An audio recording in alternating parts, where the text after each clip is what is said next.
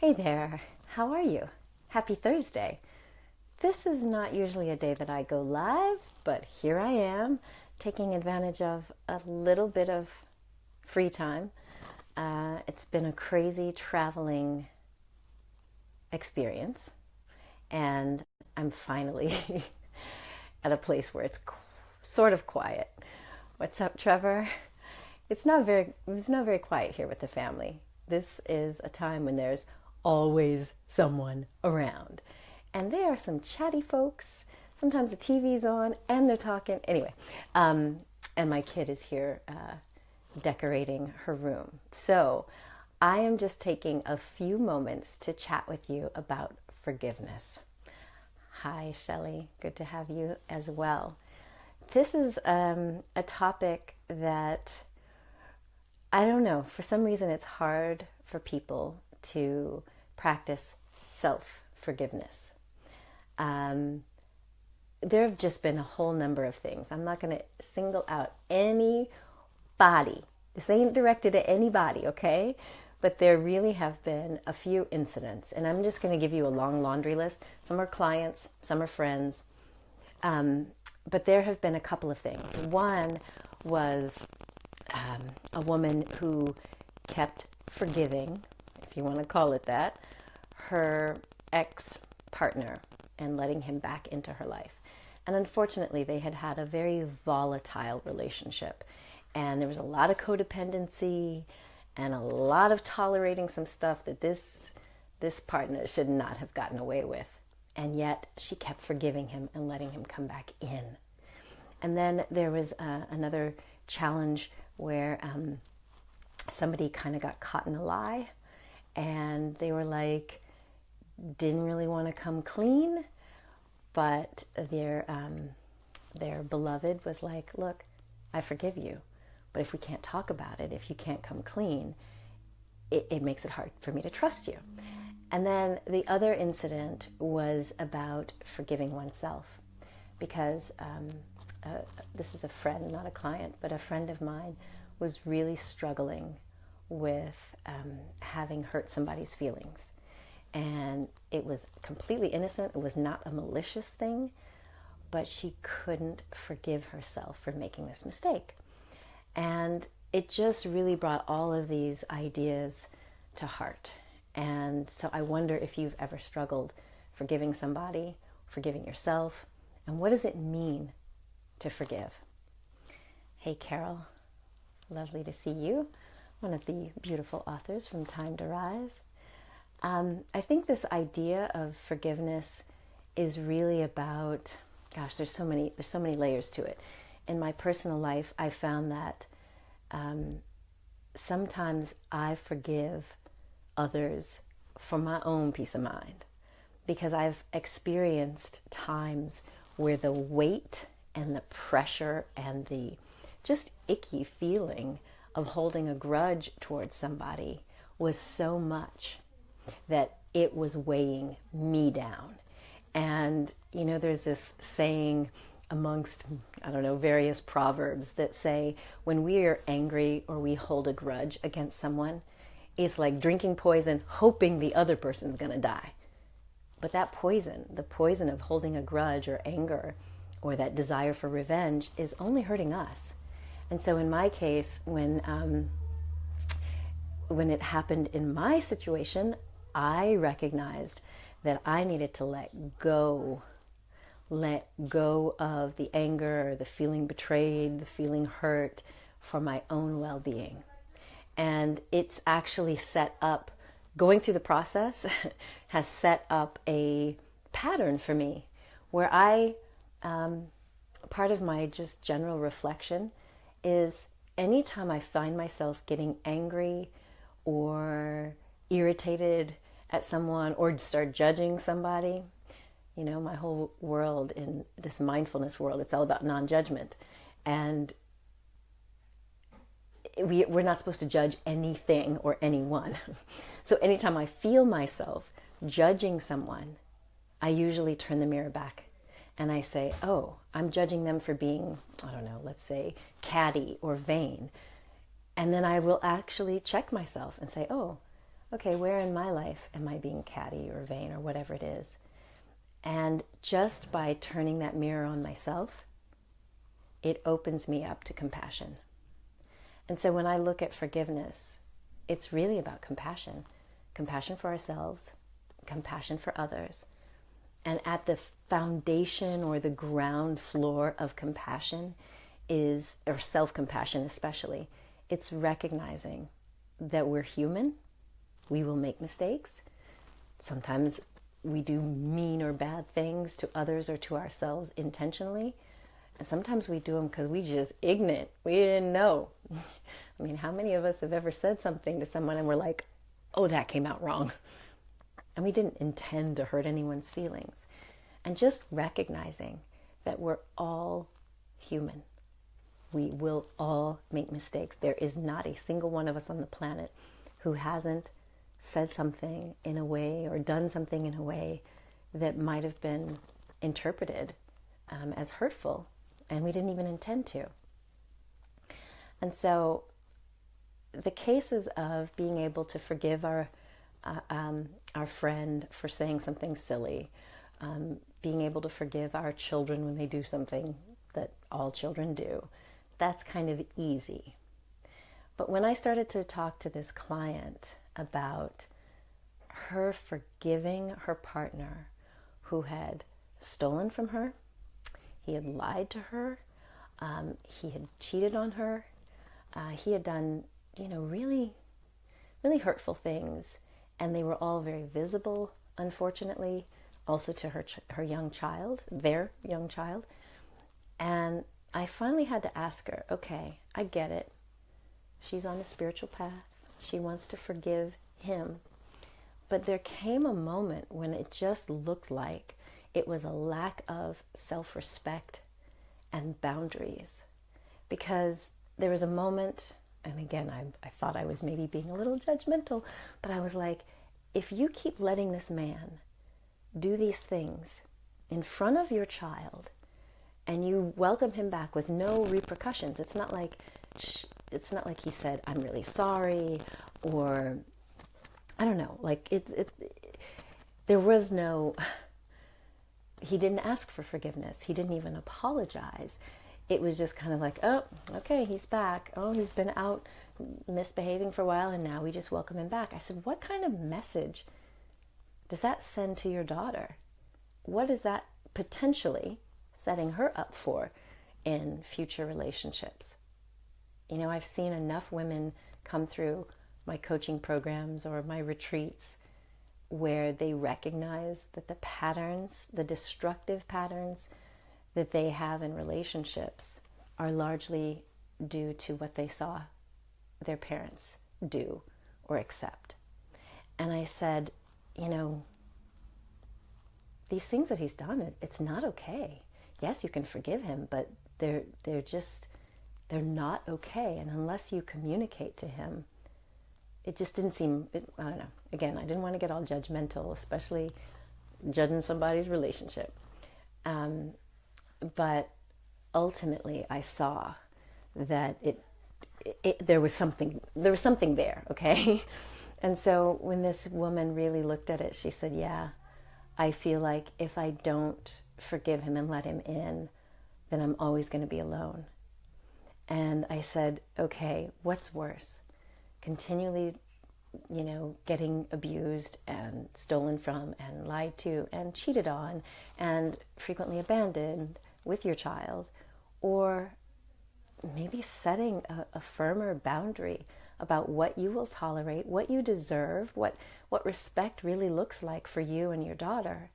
And there wasn't really much love left in the relationship, and I thought, either you need to go and face this with a therapist or some kind of healing modality so that you guys can have an open dialogue, because there was no open dialogue about how he was hurting the family.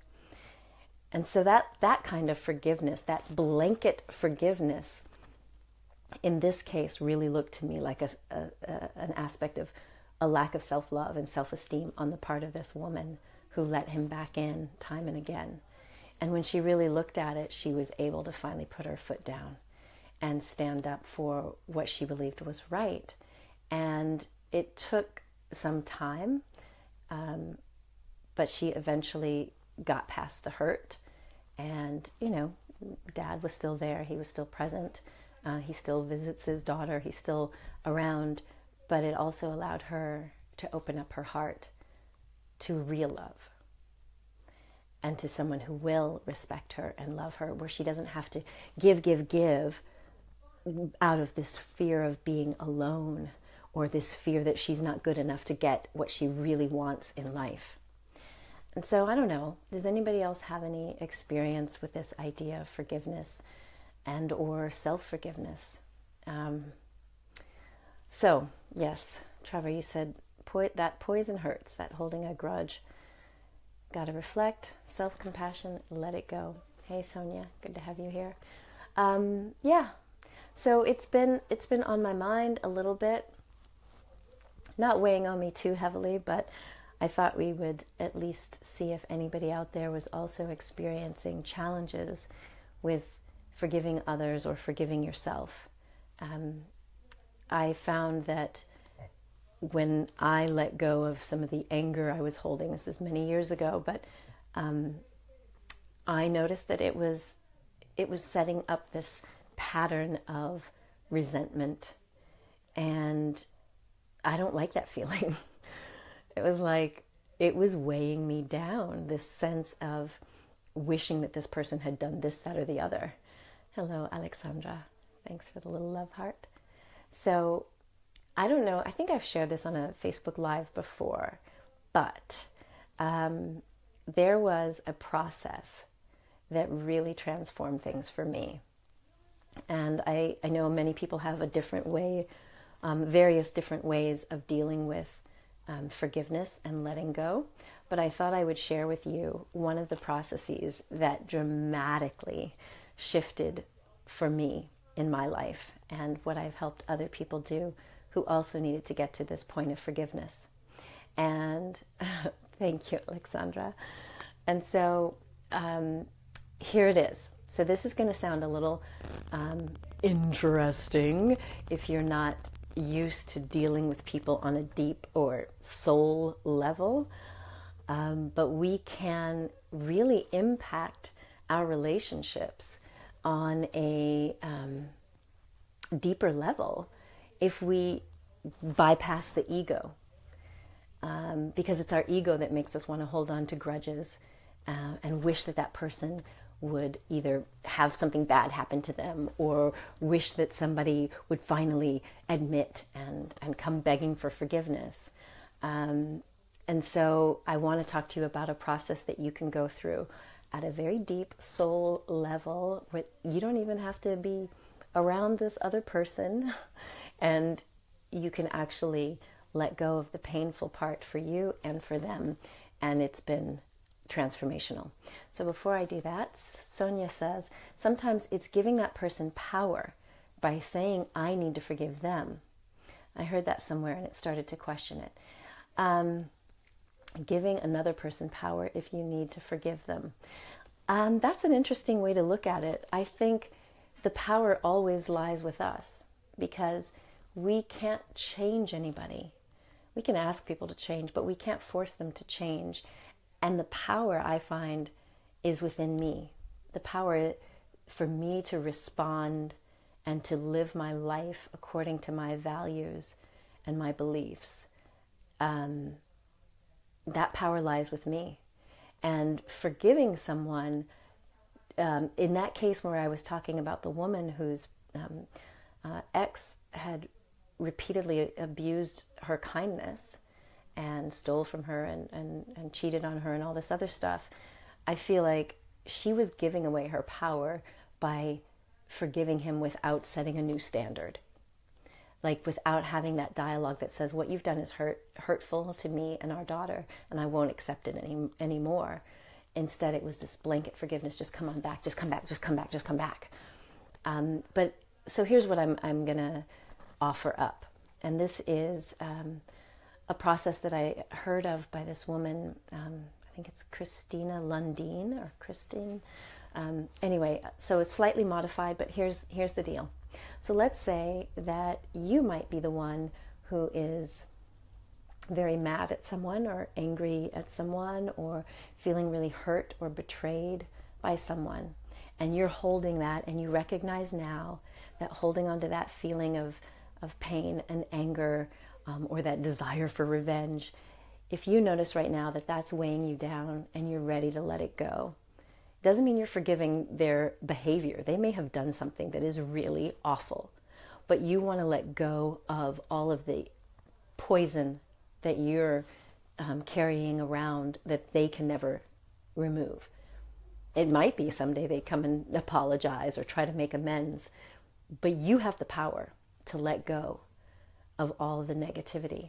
And so here's what you do. Let's say that this person is not around, or you don't want to be around them, or it might be dangerous to be around them.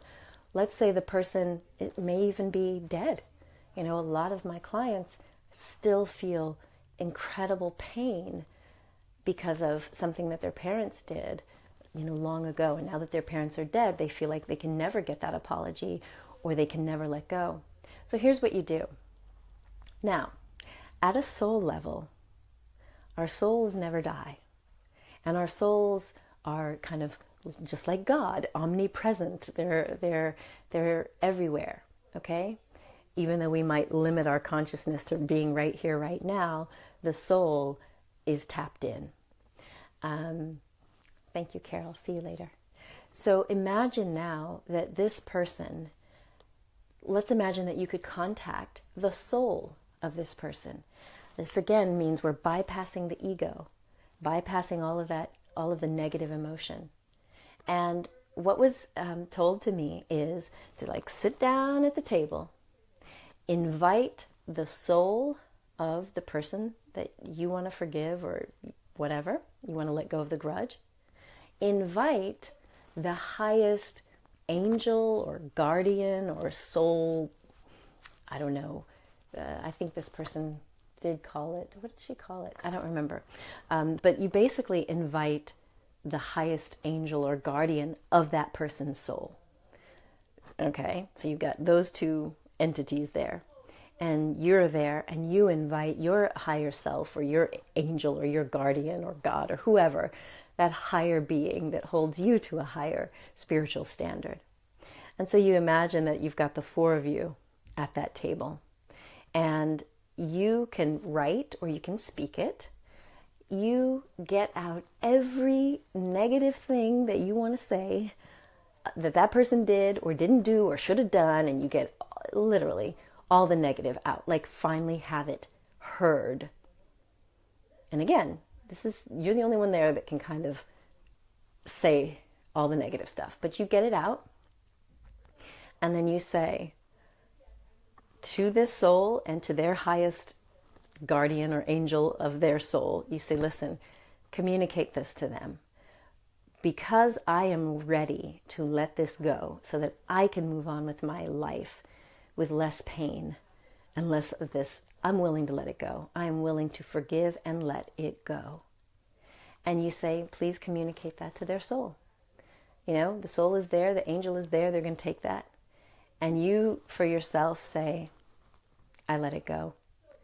And it may sound a little weird, but having done this process and now having advised other people to do the process, what has been amazing is that literally within days, I've heard of people saying, so-and-so just called me up or sent me a message. And their whole energy, their whole attitude, they totally apologized, and it can change.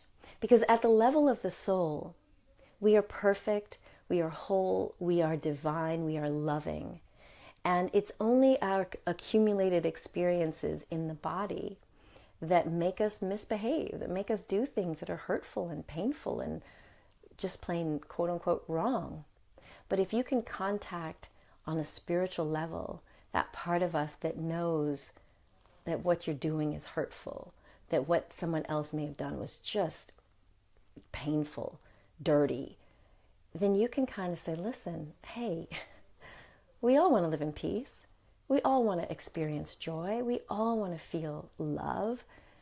And something can shift. Something can literally shift when you take back your power to choose your energy and your emotion. So forgiveness, especially when it comes to self-forgiveness, is a big deal. And I am teaching a retreat this weekend, starting on Sunday. So for anyone in California or who has some time, if you'd like to spend a few days with me and Karina, Virginia, the beautiful yogi and empowerment guru, we're at 1440 Multiversity in the Redwoods in California.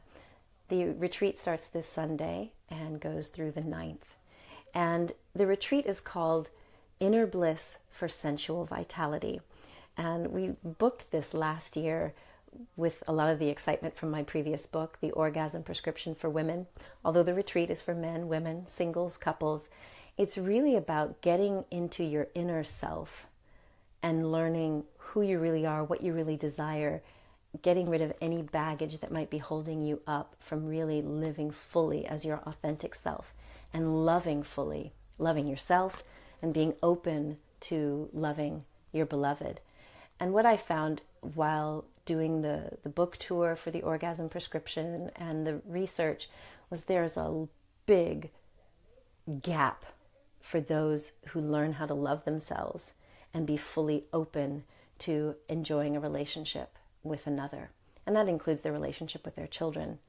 And I know that learning to forgive yourself can be really hard, especially if you've grown up in a culture or a religion or a society that says put yourself last, that you have to give, give, give. And so I want to help people learn to get past the drama and the trauma and to reconnect with your highest state of self, your sovereign self, that part of you that is divine and lovable.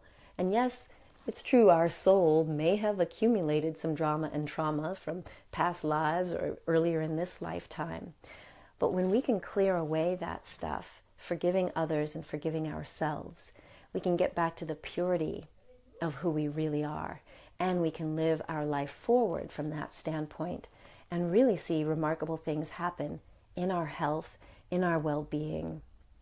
Because when you're carrying the burden of secrets or shame or lies or unforgiveness, then it's like it puts a shield or a film that blocks your essence from being fully present.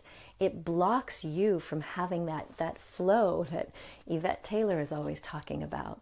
Like, we need to be in a state of flow where all of our energy and vitality is flowing through our body, our brain, our soul, our heart, so that we can live this life fully present, to feel the highs and the lows and forgive and love again. And when we're not allowing our emotions to be acknowledged, when we're not allowing ourselves to fully express our emotions, including the painful ones, including anger. I know, Yvette, you can talk a lot about this as you've had a past experience with acupuncture as an acupuncturist, but it was one of those things that I learned when I studied acupuncture in Chinese medicine. It's like the Chinese recognize that these energies, these emotions that flow through us, and that's what emotion is. It's energy in motion. It's meant to be in motion. So even things like anger, you're not supposed to bottle that up because that energy needs to move. If you bottle it up and you swallow it or you bury it or you decide to medicate it with food or drugs or sex or shopping or what have you, or surfing or watching videos all the time, then that energy, it will have to go somewhere. And if it goes within, that's when we can see dis-ease manifest. We see that these energies can be destructive to us. And so when the Chinese talk about anger, it's not that we're going to go out and become explosive and evil.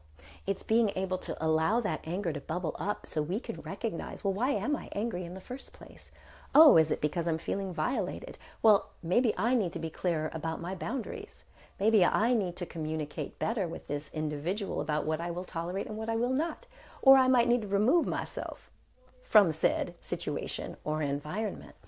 And so the idea that we can have our energy flowing through us, our emotions are messengers that can tell us when we're on track or off track, when we are ready to start manifesting a life that is truly in alignment with our soul's deepest desire, with our spirit's greatest dreams, with our visions, with what we really believe in, our values. When we're ready to manifest that kind of life, we need all of us to be in flow. We don't need to be like hiding stuff, denying stuff, carrying around the pain and the weight of the past. We need to be open and ready to experience life as it comes to us. And sometimes it ain't gonna be pretty. Sometimes we have to just say, okay, this sucks right now. And I was talking to the godmother earlier who said, wow, sometimes it's just your time. And that was a hard one for me to hear. Like sometimes it's just your time to have bad stuff happen. I didn't like it, but the reality is, if you're human and you're on this planet long enough, there's going to be a day where it rains when you didn't want it to rain. There's going to be a day where someone cuts you off in traffic, or someone steals, or someone lies to you, or someone hurts you, or you feel abandoned. It's actually part of the human experience. We will experience these painful things. I'm not wishing that on anyone, but it was one of those conversations that, hearing her, she was talking to someone else, it wasn't me. I'm like, why is it my time? But it's true. We can go through life wanting everything to be perfect, but the reality is there's going to be some times, because we can't control everything. And by being in that open acceptance that this is part of life, that's kind of one of our first steps towards resilience. Resilience, being able to bounce back when life doesn't go great, or when someone disappoints you, or when you disappoint yourself. Because we need to be strong enough to handle it, to bounce back, to return to a state of wholeness and grace, so that our body can recover, so that our will and our motivation can get back online, so we can continue to go after our dreams. And that is all completely possible for us. So I hope this has been somewhat insightful and helpful. Anthony, I love what you say. I'm never keeping secrets and I'm never telling lies. It can be a hard way to live, because I experienced someone saying, I don't want to lie to this person, but they just asked my opinion about something. And you're like, you know, what is it? There's this proverb that says that before you say anything, it should pass through 3 or 4 gates. Like, is it true? Is it timely? Is it helpful? And so you have to ask yourself, okay, is now the best time for me to say this? And how do I deliver it in a way such that it's helpful and not trying to tear somebody down? But yeah, I don't think lies are a good way to go. I find that it's so destructive, because unfortunately you tell one lie and many people find that they have to tell another lie to cover up the other lie, and then they forget who they told the truth to. I'm going to tell you one little crazy story and then I'm going to get off of here. Trevor, you say, this sucks right now. And sometimes it is one of those things that I believe, and this is something I heard from the godmother too. It's like, I believe that we should have a little pity party every now and then, but there's a limit. You can cry your eyes out. You can, punch the pillows, scream. But as my godmother says, okay, you can do that for about 10 minutes, and then I need you to get on with it. Get on with life. Because, yeah, there are things that are going to suck. And what are you going to do? You're going to go start doing drugs? You're going to go withdraw from life? What? So, anyway, so I'm going to tell you one crazy story. Just because it came up in my head. And so here's the thing. Imagine this kind of lying scenario. And I don't even want to get into, the pathological liars out there, and they are there. But there was this person who was getting married. And I was around in town where she lived. And she said, oh, would you come and help me find shoes to go with my wedding dress? And I was like, oh, how nice. I get to be a part. So I was like, yeah. So we're at the mall and we're looking at all these gorgeous shoes and they're sparkly. And she said to me, wow, I really wish my dad were going to be there. And I'm like, huh? And she said, he would be so proud of me. He's a big cardiothoracic surgeon, and now here I am doing my thing, blah, blah, blah. And I said, so why can't he be there? And she said something about some big surgical thing or something that he had to do. And I was like, oh, that does suck. Your wedding, it's a big day, but she was having one of those fancy destination weddings far away. So fast forward a couple of months. We got to the wedding, and I was hanging out with some of the other people, the bridesmaid, and having dinner and drinks. And I'm like, isn't it so sad that her dad can't make it? It's like, I can't believe it, this big CT surgeon, and he couldn't, rearrange just to be at his daughter's wedding. And someone said, what? I said, yeah, don't you think that's sad? They said, wait. You said her dad is a CT surgeon, a cardiothoracic surgeon? I'm like, yeah. They're like, no.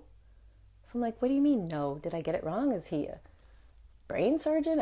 I remember the conversation. They're like, girl, that man is in prison. And a doctor, he ain't a doctor or a surgeon. I was like, wait, what? But I thought, why would she tell me one thing and tell these other people another thing when they know we're all going to get together? Anyway, that has nothing to do with what's going on here. But I just had this thought come to me today that as much as sometimes I don't want to admit when I've done something wrong or hurt somebody's feelings, the idea of lying or covering things up, I find, is a sneaky, slippery slope into badness. So that was just my random end of the Facebook Live story for you. I don't know if anybody else knows any pathological liars out there, but that was an awkward moment for all of us. Anyway, crazy story, I know. So I hope that somehow this talk about forgiveness has been somewhat helpful to you. If you try this process of either doing that soul-to-soul connection or maybe even writing a letter, like many psychologists will talk about, just writing a letter, putting all your negative feelings about this person who's either dead or alive and just getting it out and then finally saying, I'm letting it go for my own sake.